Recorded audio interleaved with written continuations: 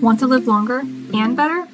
I'm Dr. Jess. I'm a physical therapist, and in this podcast, I bring you real, science-backed strategies from physical health providers, mental health providers, and nutrition experts, so you can build strength, protect your mind, and fuel your body for decades to come. Longevity starts here.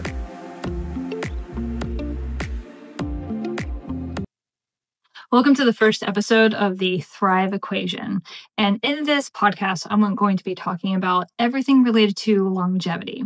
And so what better topic to cover in this first podcast than what is longevity? And getting a better understanding of that, and also why. Why am I even doing this podcast in the first place? So first, who am I? Why do I even have any authority to talk about this subject? Well, I'm Dr. Jess. I'm a physical therapist. And with that type of training, it means I earn a doctoral degree. And that degree means that I'm really good at understanding the musculoskeletal system and the neuromuscular system. In addition to, with PT, I've got extra training in lymphatics as well. So that means I've spent a lot of years working with individuals that, for whatever reason, life hasn't been going that well for them. It might be pain, it might be motor impairment, it might be some sort of breakdown in their nervous system, neurodegenerative illnesses, cancer-related secondary issues that happen, axillary recording, lymphedema, all sorts of different things. And what I've noticed over the years in my line of work, which is what happens a lot in our healthcare system, is that we in Western medicine are very good at treating something that's right in front of us, but we're not good at getting ahead of the next thing. And so in my career, that was burning me out because I felt like I wasn't able to actually help people get ahead of the next ailment. And then they would be called frequent flyers in the clinic. And so these were individuals that, let's say they had back pain and then something would happen and they would come back in with hip pain or neck pain or a fall or balance, or it didn't matter. And the term frequent flyer was used in a negative manner. And to me, it didn't make sense that we're blaming the patient that things aren't going well for them. It's kind of our job to make sure that they're prepared for life and that they're prepared for what they want to be able to do. And so I always felt like I was doing them a disservice by maybe discharging too early, not taking the time to educate on what they could and should be doing in order to lead that longer, healthier life where they have decreased risk of something else happening.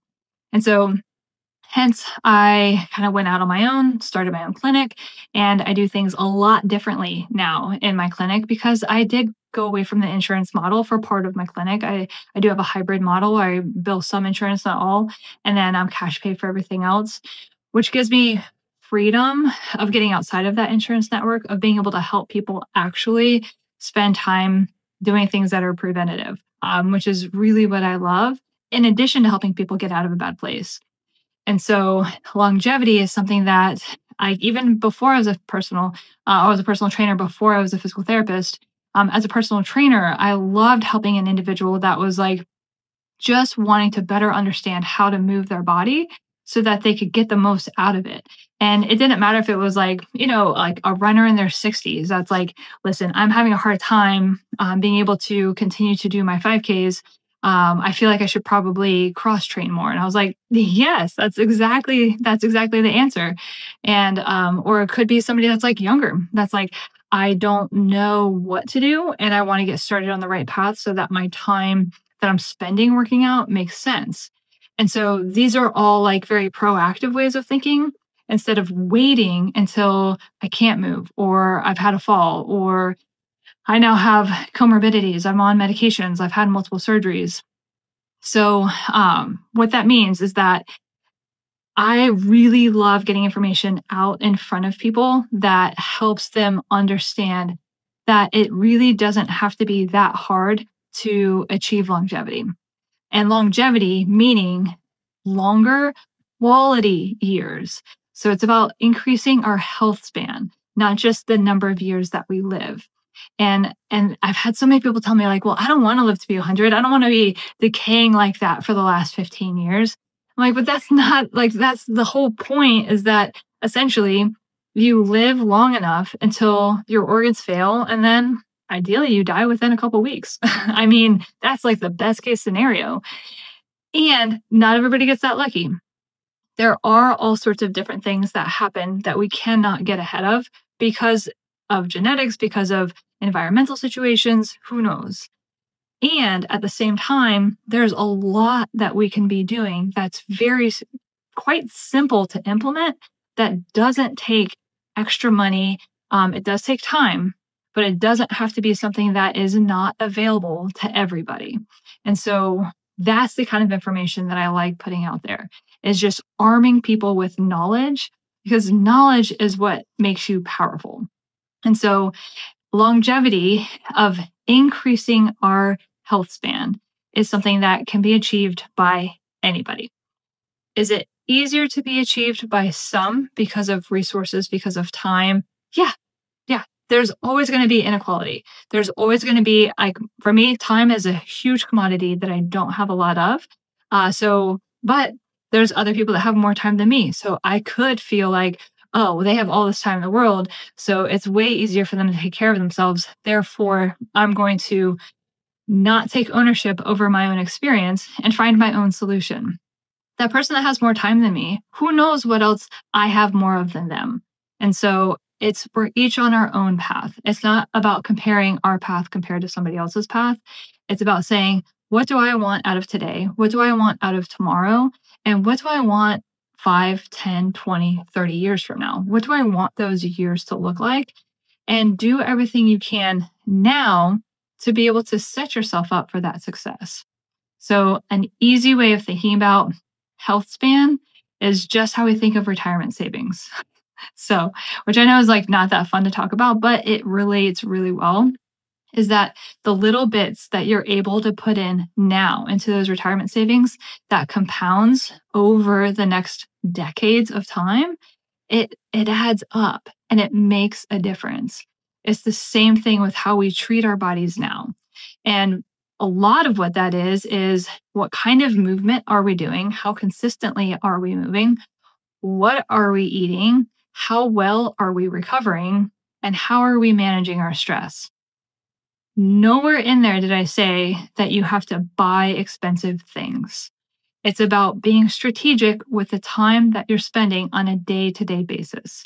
So, how do you prioritize the movement that you do? How do you prioritize the recovery that you do? How are you prioritizing what it is that you're eating, drinking, and what are you doing to help with stress management? And so each of those are different topics that I'll be covering each week in this podcast. And I'll be talking with other individuals. So obviously I do musculoskeletal neuromuscular health, which is a lot of the movement of, what do we do for cardio? How do we strengthen? How do we functionally strengthen? How do we think about our bodies in a holistic mindset instead of just muscles that I want to look good in the mirror? How can I get more than just that? Weight management, things like that.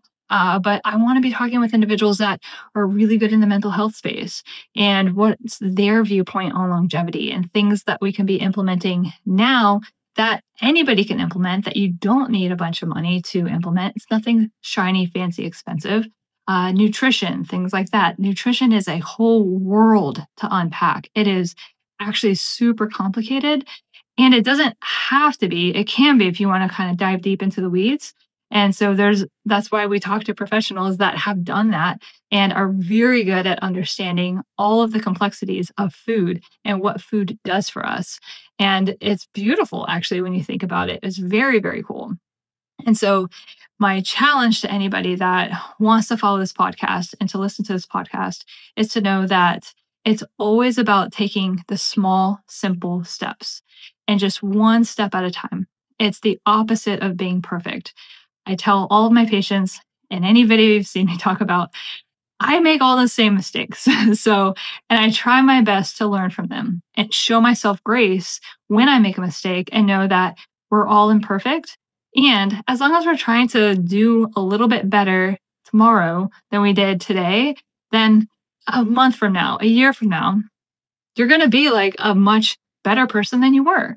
And you're going to have more knowledge and you're going to have more perspective. And you'll be able to then share that and encourage others around you, because this can be a pay it forward type of podcast where there's plenty of information to be shared.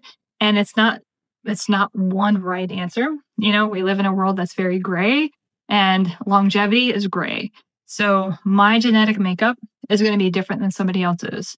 And so what I do for my movement is going to look different than somebody else. What I do for my nutrition is going to look different than somebody else. What I do for my recovery is going to look different than somebody else. And so I can apply concepts though. So in general, there's really, really large concepts that when we break them down, then it all starts to realize like, oh, okay. So as long as we're getting our heart rate elevated in some way, that is what's going to keep my brain, my heart, my lungs nice and strong, proactive for neurodegenerative illness. So I don't have to be a runner to do that. I could ride my bike.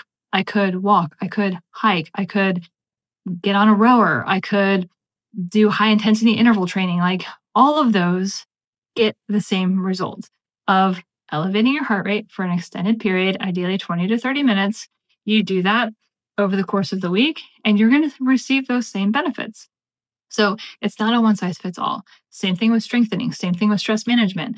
What I do to keep my cortisol levels low and what works for me might be something different than somebody else. But we'll be covering all sorts of different ways so that you can try it out, see what works for you, and know that you're going to go through things that don't work. And you're going to say, I feel frustrated that this didn't work for me. And that's okay because I have other options that I can still try. And so as you stay on this journey and each week learn something new, the challenge is always give yourself grace. It's never perfect. I'm never perfect. Nobody is perfect. And as long as you're better tomorrow than you were today, that's a win. So stay tuned each week and share the information that you learn, help to encourage those around you, and have people in your life that help hold you accountable so that you can work on all of this together.